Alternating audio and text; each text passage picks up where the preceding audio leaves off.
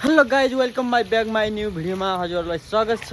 गाइजहरू आज म के देखाउन गइराखेको छु तपाईँहरूलाई एकदमै हेर्न आतुर भइसकेको होला हैन। मैले के देखाउन गइराखेको छु भनेपछि आज मभन्दा पछाडि हाम्रो बिल्डिङभन्दा पछाडि रहेको एकदमै राम्रो यो जङ्गल देख्न सक्नुहुनेछ हैन। अनि तपाईँले यो जङ्गललाई के कस्तो लाग्छ प्रतिक्रिया दिनुहोला। एकदमै राम्रो छ है, हाम्रो नेपालको जस्तै छ, तपाईँहरूले हेर्न सक्नुहुनेछ।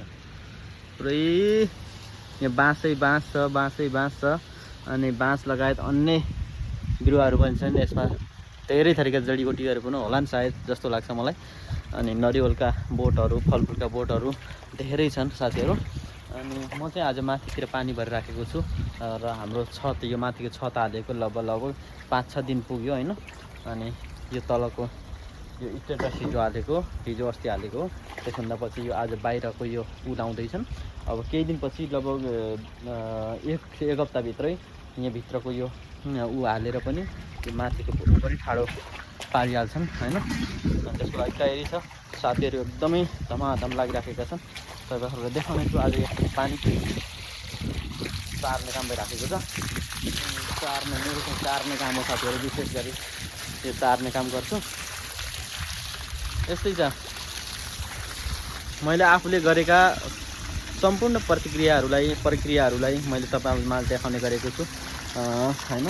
खाना खुला कुराहरू कसैले त अब मन नपराउन पनि सक्छन्। धेरै जस्तो साथीहरूलाई एकदमै के कस्तो लाग्छ प्रतिक्रिया दिनुहोला भन्ने एउटा राखेको छु हैन। सबैले मन पराउनु पर्छ भन्ने छैन। कहिलेकाहीँ मन नपराए पनि यसो लाइक गरिदिनु होला, कमेन्ट गरिदिनु होला हैन।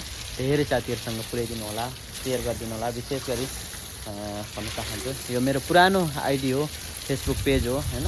त्यसलाई मैले अहिले ब्लगिङ को हिसाबबाट अगाडि बढाउने सोच राखेको छु। र केही समयपछि म रमेश साहुन्त RX बाट लाइभ आउँदैछु। अब कतिपय साथीहरू आउनुहुन्छ, कतिपय आउनुहुन्न। जोडिनु होला, सबैजना रमाइलो गर्नुपर्छ है साथीहरू। By by.